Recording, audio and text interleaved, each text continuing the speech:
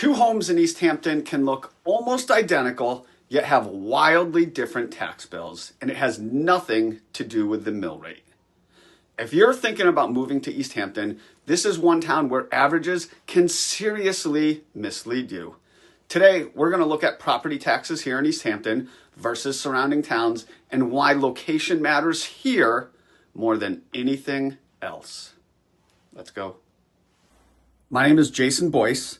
I'm a local real estate agent here in Central and Eastern Connecticut, and I have passions for fitness, real estate, and family life with my wife Jasmine and our dog Holly. On this channel, we're going to cover everything you need to know about upsizing or downsizing in the state of Connecticut. Thank you for tuning in. Now, why is East Hampton a wild card when it comes to taxes? Well, context matters here, and there's a vast array of differences. You got a mix of village, rural, and lake communities, and assessed values are going to be wildly different in all of those. So you have Lake Poketipog and the areas around the lake, and those are going to create a wide range of home values within the same town. Now, quick note, buyers often cross-shop East Hampton with Colchester, Marlborough, and Hebron.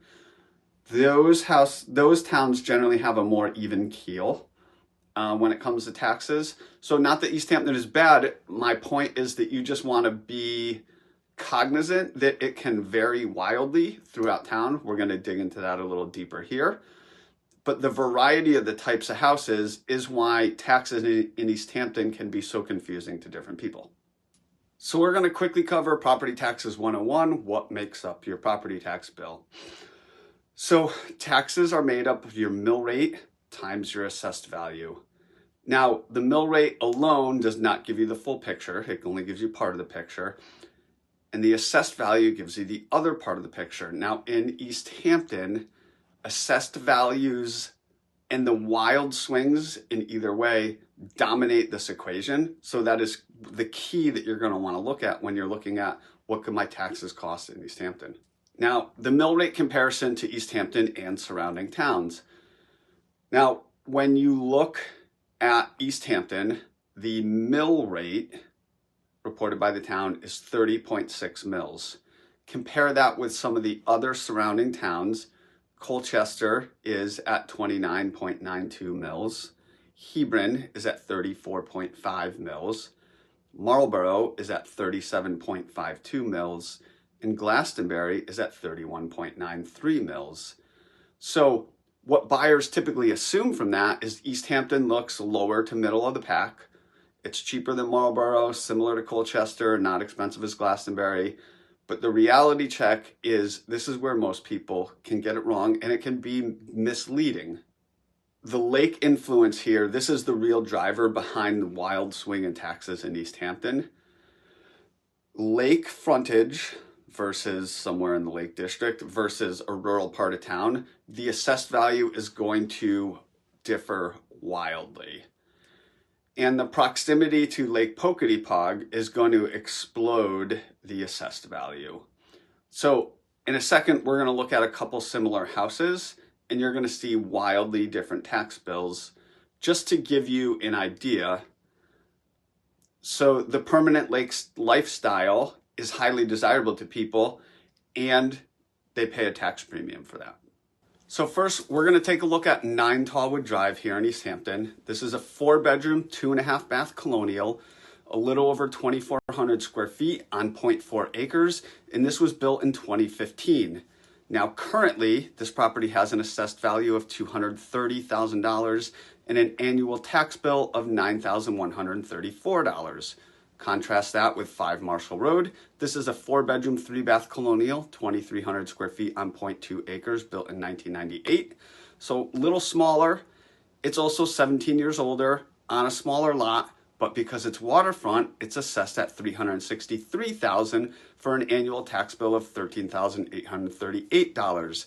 That's an annual difference of $4,700. I should also note 5 Marshall, The waterfront property sold for $1.1 million in June of 2025, while 9 Tallwoods sold for $630,000 in July of 2025.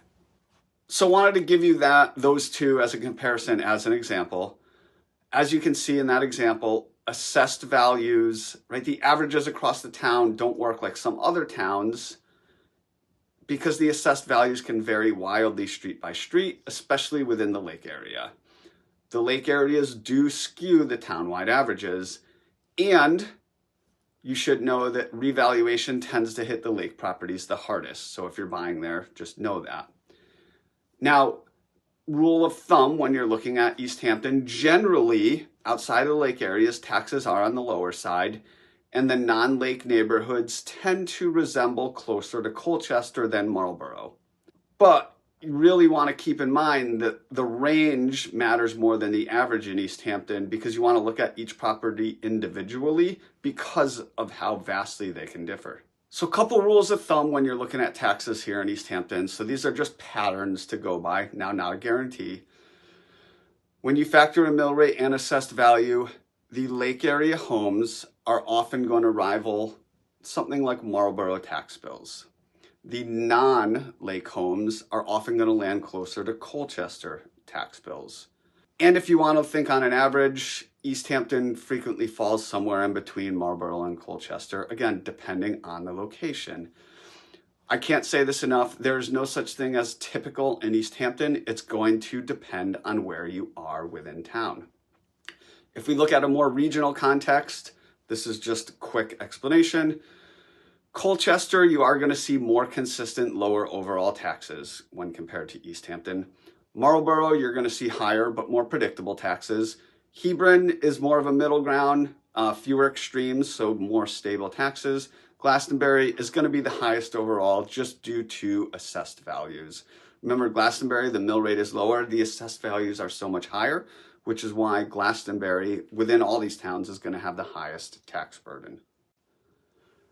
So who is East Hampton going to make who does East Hampton make sense for financially? It's a good fit if you want lake access or a village feel within the downtown and lake area. If you're not stretching your budget, if you plan to stay long-term, and if you understand that taxes are location driven, you're going to want a strong, knowledgeable agent that can point those things out to you as you're searching for homes in the area. Because taxes can play a large role in what your overall monthly payment is. East Hampton can be risky if you're super payment sensitive, if you end up in the wrong property. Again, based on the taxes, your tax bill can vary by $300, $400, $500 a month for almost the same house, depending on where within town you end up. So if you're payment sensitive, be very careful. If you assume all East Hampton towns are the same, you can get into trouble budget-wise. And so you definitely want to be cognizant of it and have a strong agent who's going to point these things out to you and help you make the best decision for your budget and know the tax implication of each area that you're looking. Now, common mistakes I see when looking in East Hampton for houses. If you're comparing mill rates only, remember that only tells half the story.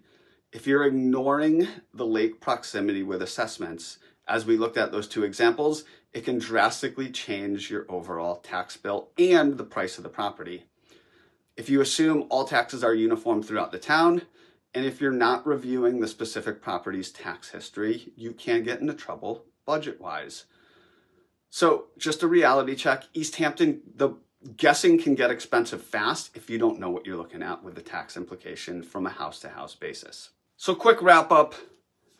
East Hampton, it can be an incredible town to live in.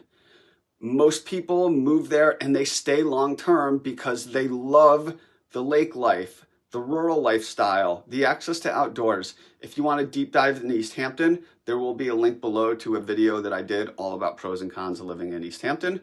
But the question you really want to ask when you're looking in East Hampton, you don't want to go, are all East Hampton taxes high or are they low? Or are they low? That's not going to get you the right answer. You really want to ask, what will this exact property cost me long-term? Because it's going to vary.